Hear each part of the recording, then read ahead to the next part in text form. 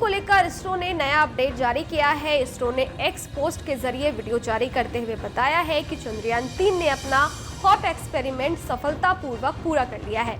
आप इस वीडियो में भी देख सकते हैं कि विक्रम लैंडर की कैसे दोबारा से सॉफ्ट लैंडिंग कराई गई है। चंद्रयान 3 के सभी सिस्टम सही रूप से काम कर रहे हैं। इसरो ने इस बात की भी जानकारी दी है। साथ ही इसरो ने कहा है कि चंद्रयान 3 मिशन ने अपने सारे लक्ष्यों को पूरा कर लिया है। इसरो ने वीडियो पोस्ट में लिखा है कि सफलतापूर्वक हॉप एक्सपेरिमेंट से भविष्य में चांद से सैंपल को वापस लाने और मानव मिशन को पूरा करने के उद्देश्य में सफलता हासिल की है।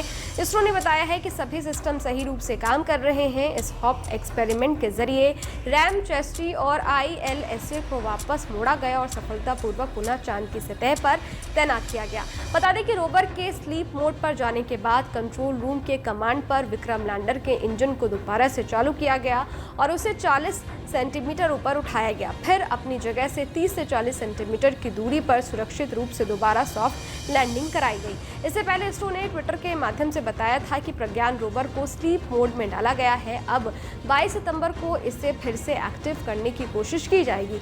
इसी के साथ लोगों के मन में तमाम सवाल खड़े हो गए थे कि पहले मीडिया रिपोर्ट्स में ये दावा किया गया कि चांद पर रात 5 सितंबर तक होगी और अगला जो सवेरा है वो 19 या 20 सितंबर तक होगा, लेकिन अब इसरो ने 2 सितंबर को ही रोवर को स्लीप मोड में डाल दिया और दोबारा एक्टिवेट भी 22 सितंबर को किया जाएगा। आखिर इतने दिन का गैप क्यों? दूसरा सवाल ये कि अगर रोवर दोबारा एक्टिव नहीं हो सका तो क्या होगा?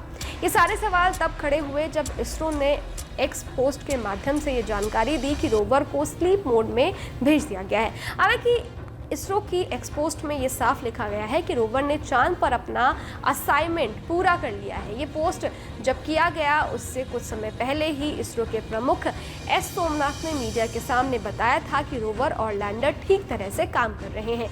इसके बाद इसरो ने पोस्ट भेजी। इसमें ये भी लिखा कि एपेक्स और LIBS पेलॉट बंद है। इन पेलॉट से डेटा लैंडर के माध्यम से पृथ्वी पर भेजा जाता है।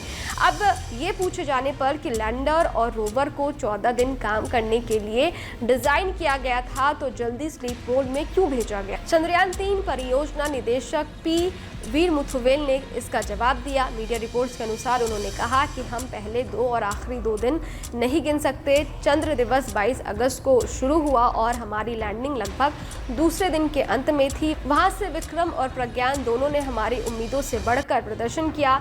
मिशन के सभी उद्देश्य पूरे हो गए हैं, इसलिए इसे स्लीप मोड पर डाल दिया गया है। अब दूसरा सवाल है कि अगर रोवर नहीं जागा यानी कि फिर से एक्टिव नहीं हो सका तो क्या होगा?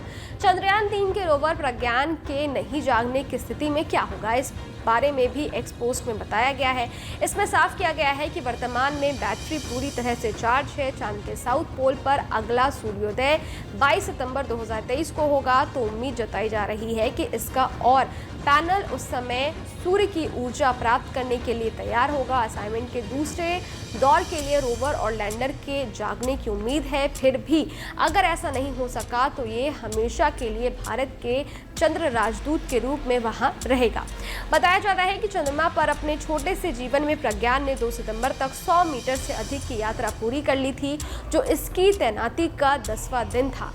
इस बारे में वीर मुथुवेल ने कहा है कि अगर हम विशेष रूप से रोवर को देखें तो हम केवल 10 दिनों में 100 मीटर से अधिक की दूरी तय करने में कामयाब रहे हैं, जबकि कई अन्य मिशन जो लंबे समय तक चले हैं, यहाँ तक कि 6 महीने तक केवल 100 से 200 मीटर ही तय कर पाए हैं। और अब जो है एक्सपोज के जरिए इसरो ने ये जानकारी दी है कि चंद्रयान 3 मिशन ने अपने सारे काम जो हैं, सारे असाइनमेंट जो है वो सफलतापूर्वक पूरे कर लिए हैं।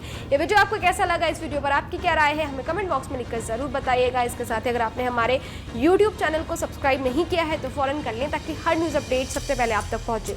डिटेल स्टोरी के लिए आप हमारी वेबसाइट newsnationtv.com पर भी विजिट कर सकते हैं। शुक्रिया।